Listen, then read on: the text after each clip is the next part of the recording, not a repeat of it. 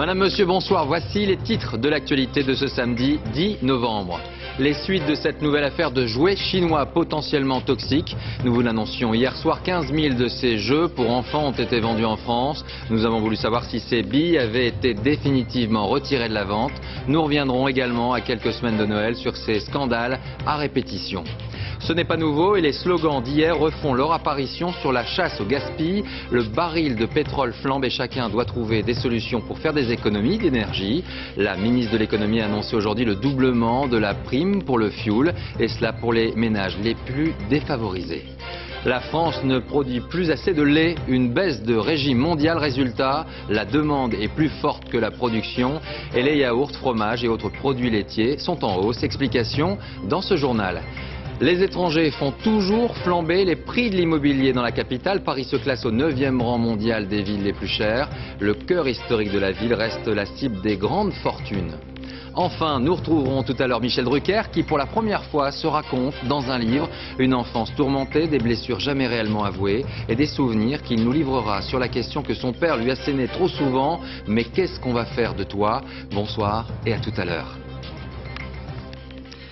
Et on commence ce journal donc par cette nouvelle affaire de jouets en provenance de Chine qui ont dû être retirés de la vente en France. Un jeu de petites billes que l'on appelle Aqua Pearl et qui selon le distributeur peut s'avérer toxique en cas d'ingestion. Je vous le disais hier soir, aux États-Unis et en Australie, ce même jouet a entraîné 9 hospitalisations d'enfants et en France, 15 000 boîtes de jeux auraient déjà été vendues. Nous avons donc voulu savoir aujourd'hui si elles étaient encore possibles d'acheter ce jouet. Reportage à Paris, Pierre Monégier, Abdelzouyesh. Voici le jouet qu'il faut rayer des listes de Noël. Des petites perles en plastique qui contiennent un produit hautement toxique. Si un enfant les avale, elles libèrent dans son estomac du GHB, une drogue très puissante qui peut provoquer la mort. Dans ce magasin, toute la gamme a été retirée des rayons. Ces jouets-là, donc là vous avez en fait 10 références différentes concernées. Donc là c'est des perles, en fait on crée des perles tout simplement. Et toutes sont dangereuses, potentiellement dangereuses. Oui, le fabricant nous a dit que toutes elles étaient dangereuses. Par mesure de sécurité, il va les enlever. Seulement voilà, juste à côté, dans cet autre magasin, on pouvait encore acheter ces jouets empoisonnés cet après-midi. Ces produits sont interdits, ils sont censés avoir été enlevés des rayons depuis 3 jours et pourtant aujourd'hui nous avons pu en acheter encore. Une simple négligence selon la direction. On sait pourtant depuis mercredi que ces petites billes ont gravement intoxiqué au moins 9 enfants en Australie et aux États-Unis. En France, aucun cas d'intoxication pour l'instant. L'importateur d'Aqua Pearl affirme avoir fait le nécessaire. On a adressé un courrier à tous nos distributeurs pour leur dire retirez le produit de la vente, potentiellement il y a quelque chose, on lance de nouveaux tests. On reviendra vers vous pour de plus amples informations. Et le grand public, il a été au courant quand? Et le grand public a été au courant hier.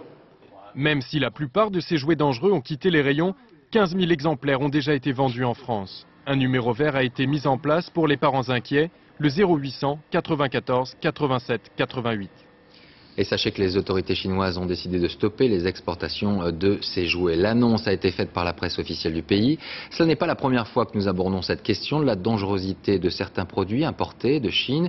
Une question qui suscite bien sûr des inquiétudes à l'approche des fêtes de Noël. Un chiffre à connaître ce soir. Regardez, plus de 70% des jouets produits dans le monde proviennent désormais d'usines chinoises. Une raison supplémentaire pour tenter de cerner les causes de ces scandales à répétition. Explication Julien Dupéret et Charles Baget. Une petite voiture colorée avec de la peinture au plomb, des figurines dont des membres se détachent ou encore des petits accessoires de poupées avalés par des enfants. Tous ces jouets ont 2 points en commun, leur marque Mattel, leur pays de fabrication, la Chine. Depuis cet été, le géant du jouet américain n'en finit plus de rappeler ses produits. Plus de 21 millions, principalement aux États-Unis et en Europe. Face au phénomène, chacun se renvoie les responsabilités, avec en ligne de mire les fabricants chinois accusés de ne pas respecter les normes. Mais pour les spécialistes, c'est aussi aux grandes multinationales de mieux contrôler ce qu'elles font fabriquer. On a un peu trop tendance aujourd'hui à dire on fait fabriquer à moindre coût et on prend un maximum de marge. Mais attention, il faut effectivement aussi que nos entreprises occidentales assurent un suivi qualité. De fait, Mattel, par la voix de son directeur, a reconnu ses négligences et présenté plusieurs fois ses excuses à la Chine. Des Chinois qui aujourd'hui commencent à faire le ménage. À Pékin, le gouvernement vient de retirer à plus de 700 fabricants de jouets chinois leur licence. Dans l'actualité de ce samedi, cette table ronde ce matin au ministère de l'économie autour de Christine Lagarde, les distributeurs pétroliers, ils ont renouvelé leur engagement de modérer leur prix de revente à la pompe face à la flambée des cours du brut. Des déclarations de bonne volonté critiquées par le Parti socialiste et UFC Que Choisir. La ministre de l'économie qui a également annoncé le doublement de la prime pour les ménages les plus modestes qui se chauffent au fioul. Vincent Fischmann, Chloé Cormery. Autour de Christine Lagarde, tout ce que la France compte de producteurs et de distributeurs pétroliers. 2 heures durant, ils vont plancher sur une équation pour le moins ardue. Comment maintenir les prix aux consommateurs quand le baril n'en finit plus de flamber. À la sortie, une seule mesure vraiment tangible. Nous avons décidé par ailleurs, en ce qui concerne les ménages français les plus modestes, eh bien, de doubler ce qu'on appelle la prime à la cuve. La prime à la cuve créée en 2005. Pour l'obtenir, 2 conditions, être non imposable et se chauffer au fioul. De 75 €, elle passe donc à 150 €. L'année passée, 475 000 ménages en ont profité. Mais pour alléger votre facture, il y a des astuces. Imaginons une maison standard. L'hiver, des radiateurs qui tournent à plein régime. Premier conseil, faire réviser votre système de chauffage. Une chaudière mal réglée ou encrassée, c'est autant de pertes d'énergie et donc de dépenses supplémentaires. Coût de l'opération, une centaine d'euros. Autre astuce, cette fois plus coûteuse, le désembouage. Il s'agit de nettoyer l'ensemble de l'installation pour retirer ces petites particules. Ces dépôts, en fait, peuvent s'accumuler dans l'installation et provoquer une baisse de l'efficacité énergétique. Facture 800 € à renouveler tous les 30 ans. Économie d'énergie au moins 10%. Dernier conseil, apprendre à bien réguler la température. En cas d'absence, ne pas totalement couper le chauffage. L'hiver, un petit degré en moins dans la maison, ce sont 7% d'économie d'énergie. Voilà pour les particuliers, mais parmi les professionnels les plus touchés par cette hausse constante du prix de l'essence, parlons ce soir des entreprises de transport. Pour certaines d'entre elles, 1 centime de hausse, c'est 40 000 € de dépenses supplémentaires sur un an. On comprend dès lors que la chasse au gaspillage soit ouverte. Reportage Julien Dupéret. C'est l'étape qui fait mal. Passage à la pompe pour ce chauffeur et son 40 tonnes, très gourmand. Vous mettez combien de litres là dans normalement 600 litres. Et à plus d'1,20 € le litre, la facture grimpe vite. 200 camions dans cette entreprise de transport de déchets, 4 millions de litres de carburant par an. Le patron a sorti sa calculette. À chaque fois que le gazole prend 1 centime... Si les calculs sont bons, on devrait faire effectivement, ça doit nous impacter à peu près de 40 000 €.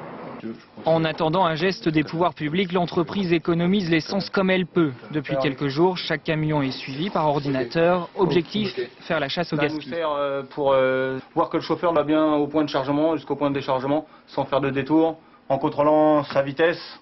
Autre transporteur, plus petite taille mais même difficulté. Ici, l'essence, c'est 25% du budget. Les 20 camions d'André Ferrandez font chaque jour le trajet Paris-Nice à prix fort. Sur 6 mois, 800 € en plus quotidiennement. On est plus gagnant aujourd'hui de laisser un véhicule arrêté que le faire rouler. Parce qu'aujourd'hui, on est bouffé par la concurrence et le prix du carburant, on n'arrive pas à le répercuter sur certains de nos clients. Alors, comme pour les pêcheurs, ce patron demande des allègements de charges pour compenser les envolées du prix de l'essence. Avec d'autres collègues, il n'exclut pas des opérations de blocage de route pour se faire entendre. Économie toujours avec une autre question relative au pouvoir d'achat. C'est la question consommation de ce samedi. Elle concerne les produits laitiers. Sont-ils en train de devenir des produits de luxe? Ils sont en tout cas clairement en hausse dans les rayons. Et apparemment, cela n'est pas fini. Alors d'où vient cette inflation? C'est l'enquête de ce soir. Elle est signée Laurence Decherf et Patrice Brugère. Le porte-monnaie s'allège et les prix ne cessent de s'alourdir. Rayon produits laitiers, comme dans les autres, les clients ne sont pas dupes. 2,57 €. Ça vous paraît cher? Très cher. Ça fait à peu près 17 francs, 4 yaourts, ça me paraît vraiment très cher. Dans le temps de francs, on ne voyait jamais ça. Tous les produits de marque sont très chers. Donc on essaye de prendre des produits marque magasin qui sont un peu moins chers, des fois qui sont très bons, à qualité équivalente, quoi. Des fois on se dit bon on va pas prendre un yaourt, on va prendre un fruit, ça revient moins cher, alors qu'avant on se disait l'inverse. Et ce n'est pas terminé. Les industriels l'ont annoncé, d'ici la fin de l'année, les tarifs vont encore enfler. Plus 17% chez Lactalis, plus 10% chez Danone. Du jamais vu en si peu de temps. C'est incontestablement injustifié sur le moyen long terme, parce qu'on répercute les hausses, mais on n'a pas répercuté auparavant les baisses de la matière première agricole, ça c'est évident. Et par ailleurs, une augmentation de 15%, ça paraît quand même beaucoup, sachant que certains produits sont assez peu concernés par le coût de la matière première. Alors, entre la grande distribution et l'industrie laitière, on se renvoie la balle, à coup de publicité dans les journaux. Les uns interpellant le président pour avoir plus de liberté sur les prix, les autres se justifiant auprès des consommateurs. Aujourd'hui, les grands industriels profitent de la hausse des matières premières pour exagérer les hausses de tarifs. Donc je ne suis pas là pour empêcher les consommateurs de se faire du mal s'ils le veulent, mais je suis là pour montrer que tout n'augmente pas. Nos marques de distributeurs n'augmentent pas, les marques des PME n'augmentent pas, mais je montre d'où vient l'inflation, ne serait-ce que pour m'en dédouaner. Et quand le lait augmente de 10, de 20%, voire de 30, 35%, comme il est possible que ça se produise au début de l'année 2008, il y a une répercussion forte sur le coût des matières premières, le prix de revient du produit. Et nous ne pouvons pas faire autrement, nous, que d'en répercuter la plus grande partie. Ensuite, c'est au distributeur, lui, de former le prix de vente du consommateur. Mais pourquoi le lait payé aux producteurs a-t-il augmenté? Après plusieurs années de baisse, il devrait atteindre 30 centimes d'euros le litre en 2008. Car le lait se fait rare. La France n'atteint même plus ses quotas. La baisse de régime est mondiale alors que la demande est à la hausse. Au sein de l'Union européenne, il manque 1 milliard de litres pour satisfaire les besoins. Les éleveurs se détournent du métier au profit d'autres activités comme les céréales. C'est intéressant, très intéressant à l'heure actuelle. Le prix des céréales est très élevé et c'est beaucoup moins contraignant et beaucoup moins de travail que l'élevage. Donc je consacre presque toute mon exploitation aux cultures. Augmenter la production ne va pas se faire du jour au lendemain. Il faut donc s'attendre à une année 2008 aussi difficile. Le lait et les produits laitiers pourraient bien devenir des produits de luxe. Où en est le mouvement étudiant? Il est toujours difficile de le quantifier réellement. En tout cas, c'est un week-end de préparation avant une semaine test pour les militants favorables à l'abrogation de la loi Pécresse. La coordination nationale se réunissait aujourd'hui à Rennes. Pas de décision pour le moment. Une réunion qui s'est tenue, il faut le souligner, dans un climat plutôt tendu, surtout vis-à-vis des journalistes qui suivent ce dossier. Politique avec l'UMP qui inaugurait aujourd'hui à Pornic une série de forums décentralisés de son conseil national, et cela sur fond de tensions entre certains élus et le gouvernement sur la méthode employée pour la mise en place de la nouvelle carte judiciaire. À quelques mois des municipales, certains députés menacent même de ne pas voter le budget de la justice. Le vice-président du Conseil national, Jean-Pierre Raffarin, a joué aujourd'hui l'apaisement. Un apaisement réel ou pas? Nous lui poserons la question demain. Il sera l'invité politique du dimanche, 13h. Une chanteuse corse a été mise en examen cet après-midi et placée sous contrôle judiciaire pour avoir hébergé pendant sa fuite Ivan Colonna, l'assassin présumé du préfet Claude Erignac. Patricia Gateceka est très connue en Corse. Elle est la créatrice de nouvelles polyphonies corse. Plusieurs manifestations ont eu lieu sur l'île afin de protester contre cette interpellation. Olivier Théron, Nice, Brunelli. Patricia Gateceka vient d'être remise en liberté sous contrôle judiciaire. Cette chanteuse corse, victoire de la musique en 92, a été mise en examen par le juge Thiel pour recel de malfaiteurs en relation avec une entreprise terroriste. Elle aurait hébergé Ivan Colonna à 2 reprises pendant l'été 2002 et début 2003. À l'annonce de son arrestation hier soir, plusieurs centaines de personnes se sont réunies devant le commissariat de police de Bastia. Un comité de soutien a même été créé. Ce que je voudrais que tout le monde comprenne bien, c'est que même dans le cas où elle aurait une implication dans cette cavale, elle aurait donc une implication dans la cavale d'un homme qui aujourd'hui encore est présumé innocent. Patricia Gateceka a été trahie par les empreintes digitales de son fils. Le jeune homme de 19 ans a été arrêté le 31 octobre dernier lors d'une manifestation à Ajaccio. Ces empreintes digitales sont identiques à celles retrouvées sur un sac de sport de la bergerie d'Olmeto. La bergerie où Ivan Colonna a été arrêté. Même si les zones d'ombre sont encore nombreuses, déjà 4 personnes sont mises en examen pour avoir aidé Ivan Colonna pendant ses 4 ans de maquis. Et sachez que Dominique Erignac, la veuve du préfet assassiné, a déclaré à nos confrères du journal du dimanche à paraître demain qu'elle souhaitait, je cite, qu'une vérité sorte du procès Colonna. À l'étranger, les autorités californiennes sont inquiètes car depuis plusieurs jours, plus de 200 000 litres de fioul se déversent dans la baie de San Francisco. À l'origine de tout cela, l'accident d'un porte-conteneur contre un pont. Lionel Feuerstein. Elle continue de dériver sur des kilomètres. ces immenses plaques de fioul ont envahi toute une partie de la baie de San Francisco. En tout, 220 000 litres de carburant se sont échappés d'un porte-conteneur sud-coréen. Mercredi, le navire qui quittait le port d'Auckland a heurté ce pilier. Depuis, cette pollution se répand sur les plages. 200 sauveteurs ont été envoyés en urgence. Ils essayent de récupérer tant bien que mal les premiers oiseaux mazoutés. On est vraiment en colère de voir ce spectacle désastreux. Ce lagon est très sensible et de nombreuses espèces menacées vivent ici. Dans un premier temps, les autorités californiennes ont sous-estimé l'ampleur de la catastrophe. Il aura fallu attendre 48 heures pour que le gouverneur, Arnold Schwarzenegger, vienne sur place et déclare l'état d'urgence. Je veux être certain que tous les moyens dont nous disposons soient coordonnés afin d'agir. Tous les services de l'État doivent travailler ensemble, les services de la pêche, les gardes-côtes, tout le monde. Nous devons nettoyer tout ça aussi rapidement que possible. Les gardes-côtes n'ont pour l'instant récupéré que 30 000 litres de fioul. Selon les experts, cette catastrophe écologique, la plus importante de la région depuis 20 ans, pourrait mettre des mois à se résorber. À l'étranger, toujours, l'image de Benazir Bhutto au Pakistan qui a profité de la levée de son assignation à résidence pour manifester à Islamabad auprès des journalistes. Elle entend organiser la semaine prochaine une grande manifestation pour défier l'autorité du président Musharraf. Depuis l'instauration de l'état d'urgence, une série de restrictions ont été imposées à toute la presse du pays par le pouvoir du général Musharraf. Et puis au Tchad, nous vous parlions hier de la libération du pilote belge dans l'affaire de l'Arche de Zoé. Eh bien, il a été rapatrié aujourd'hui vers la Belgique et cela à bord d'un avion militaire médicalisé. Quant aux 3 derniers membres de l'équipage espagnol qui ont également été remis en liberté, ils ont pu regagner Madrid dès hier soir. L'Espagne justement, et voici les images d'un sommet houleux, le sommet ibéro-américain qui s'est déroulé à Santiago du Chili, l'occasion d'une passe d'armes verbale entre le bouillant président vénézuélien Hugo Chavez et le chef du gouvernement espagnol José Luis Zapatero. Vous allez voir que même le roi d'Espagne est intervenu pour tenter de calmer Hugo Chavez. Richard Binet. La scène se déroulait lors du sommet ibéro-américain qui réunit chaque année à Santiago, au Chili, 22 chefs d'État. Hugo Chavez, le bouillant président du Venezuela, s'en prend d'abord à l'ancien chef du gouvernement espagnol, José María Aznar, le traitant de fasciste. L'actuel chef du gouvernement, Rodríguez Zapatero, tente de le calmer, mais c'est alors que le roi d'Espagne, Juan Carlos, oublie tout protocole. Et c'est finalement le souverain que la présidente de séance doit même rappeler à l'ordre. Un peu plus tard, le chef du gouvernement espagnol a demandé au président vénézuélien d'avoir un peu plus de respect pour les chefs d'État et de gouvernement, mais à l'issue du sommet, aucun des protagonistes ne reviendra sur ses propos.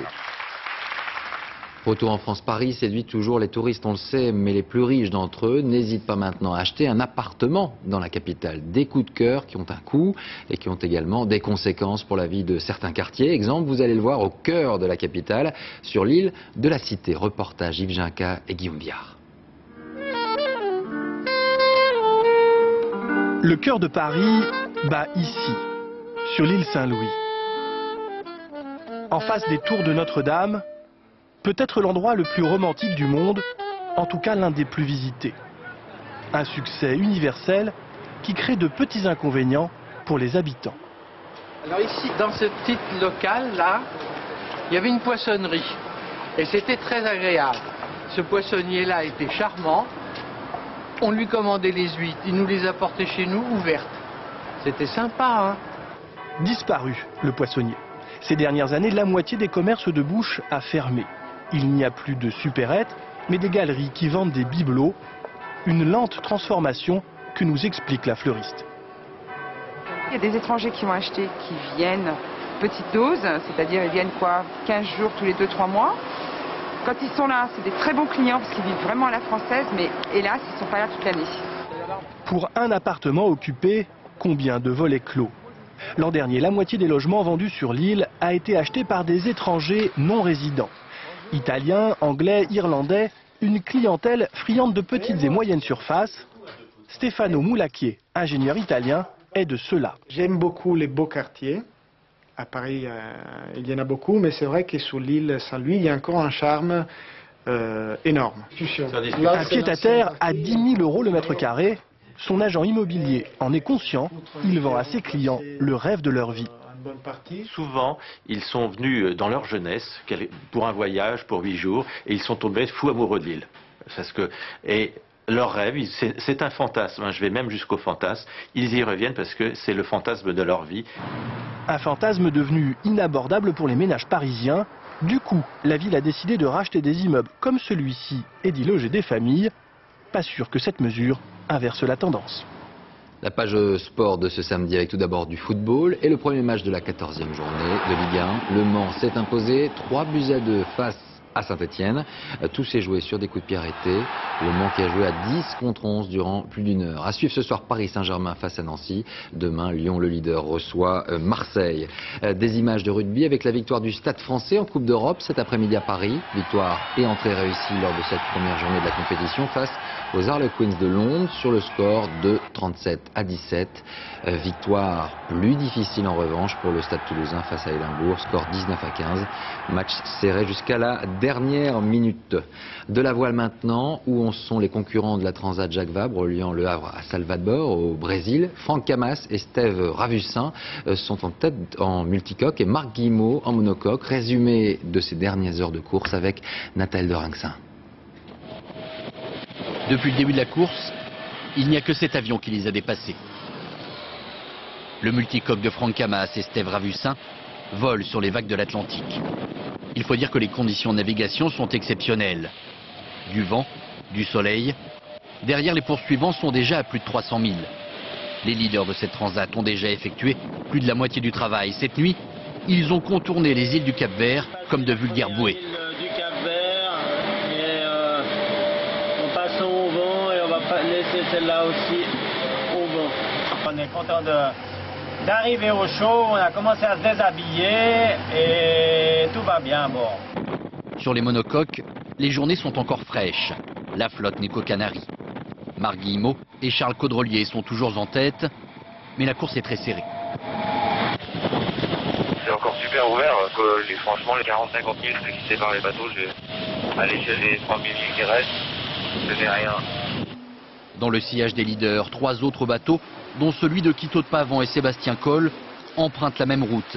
Ils naviguent presque bord à bord. Ils peuvent se voir, se surveiller. Plus loin derrière, certains équipages sont seuls en tête à tête avec la mer et les vagues. Pour eux, la route jusqu'à Bahia est encore longue.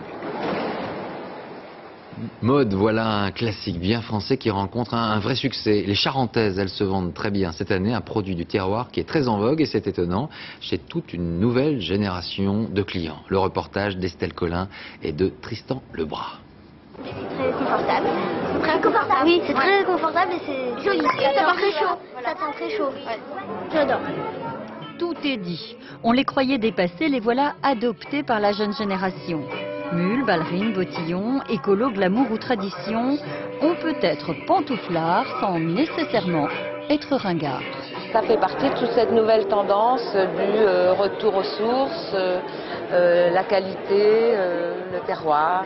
On nous dit de faire attention à l'énergie, on mettra un pull et des charentaises pour baisser le chauffage. Il correspond à un style de vie qu'on appelle le nesting, c'est-à-dire le nid, le douillet, le retour chez soi, le télétravail. On travaille de plus en plus à la maison. Né sous Louis XIV, c'est dans les vieux cabans de la marine royale que l'on façonne cette bonne vieille charentaise. Les premières charentaises étaient utilisées pour être mises dans les sabots. Lorsque les gens avaient un peu de fortune, ils changeaient la paille par la charentaise. Bordage, montage, coupe, souvent cousu main, la charentaise est française, cocorico. Un savoir-faire vieux de plus de 200 ans, dont on n'est pas peu fier. Il faut faire attention de ne pas faire de trous, il faut faire que ça soit égal, que ça fasse pas trop de plis. 12 millions de paires vendues par an, 60 millions de chiffre d'affaires, la charentaise, c'est le retour en grâce. Aux États-Unis, les téléspectateurs sont en ce moment privés de leur talk-show et séries préférées. La raison, la grève illimitée des scénaristes de New York et d'Hollywood, une première depuis 20 ans. Les acteurs des séries 24 heures et Desperate Housewives sont donc au chômage technique. Sur place, le reportage de Martine Laroche-Joubert et Pascal Jouffriot. Drôle de grève ce matin à New York. Les scénaristes gardent bouche cousue. Est-ce que je peux vous poser une question? Demandez-lui. Le silence en réponse au blocage de leurs négociations. De l'autre côté des États-Unis, à Los Angeles, ils se mobilisent en force autour des grands studios de cinéma. Ils réclament davantage de droits d'auteur sur les vidéos DVD et sur tous les nouveaux médias qui diffusent leurs œuvres, Internet et les téléphones portables. Si les rediffusions se font sur Internet, aucun scénariste ne sera payé pour ça. 0% pour nous, ce n'est pas une bonne affaire. À leur côté, des actrices célèbres, Susan Sarandon, Julianne Moore. La plupart des gens vivent de leurs droits d'auteur. S'ils n'en gagnent pas plus, ils ne pourront plus continuer. Résultat de la grève, des tournages de séries à succès, comme ici, 24 heures chrono, ou Desperate Housewives, sont retardés. Les spectateurs seront déçus. C'est agaçant, j'espère qu'ils vont régler leurs problèmes. Je ne sais pas quoi dire, ça me rend vraiment malade. Moi je trouve qu'ils devraient les payer davantage, c'est du divertissement. Et ça c'est très important à New York. Des acteurs commencent à se mettre en grève eux aussi. L'industrie du cinéma et de la télévision risque d'être paralysée. Au grand dam des Américains, c'est leur principal loisir.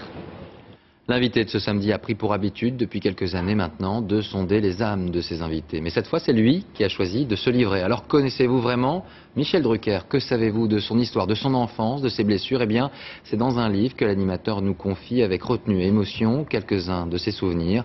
Avant de retrouver Michel Drucker, le reportage de Nicolas Lemarinier et Frédéric Capron.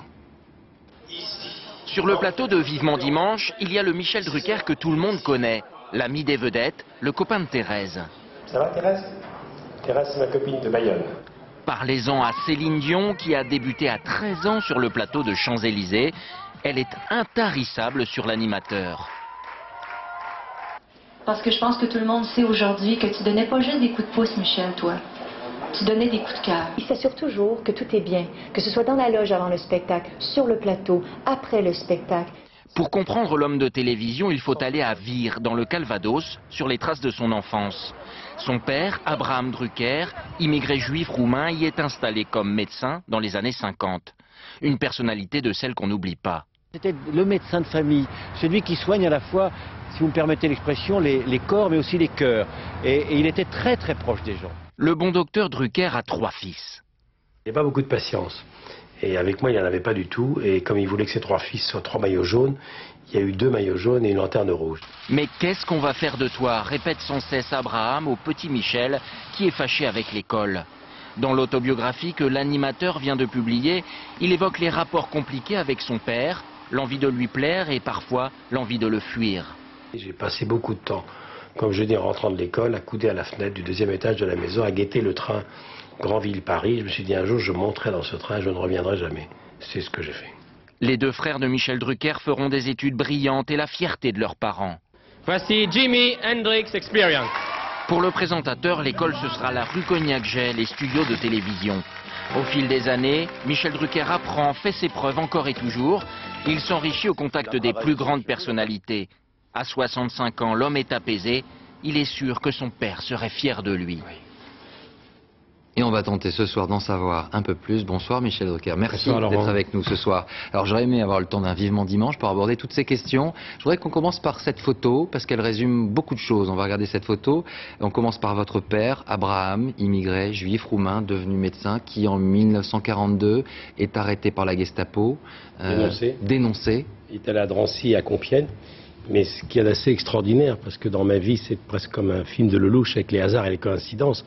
Je le dis dans le livre, c'est que moi j'ai fait mon service militaire à Compiègne, au camp de Royalieu, devenu la base 117, l'armée de l'air, et j'ai passé donc près d'1 an dans les baraquements qui étaient situés à 300 mètres de la gare de Triade, d'où partaient les wagons plombés par Auschwitz. C'est assez troublant quand même. Inutile de vous dire que j'ai interdit à mon père de venir me voir à Compiègne. Pendant ce temps-là, votre mère, votre frère, vos frères et vous, vous allez être protégés par des justes, une famille. Oui, dans les Côtes du Nord, devenu Côte d'Armor. D'abord un docteur Faget, je pense à lui, puis la famille Lelay. La famille Lelay qui a donné un grand patron de chaîne, et c'était dans un petit village. Moi je suis né en 42, on est resté là-bas, et j'y suis retourné en vacances pendant une 15aine d'années. J'y suis retourné il n'y a pas longtemps avec Irène Fra, c'était très émouvant. Pourquoi avoir attendu, on va dire, toutes ces années avant d'exprimer tout cela? Parce que j'étais pas prêt, parce que j'étais élevé dans un milieu pudique, discret. Mon frère a été l'élément déclencheur.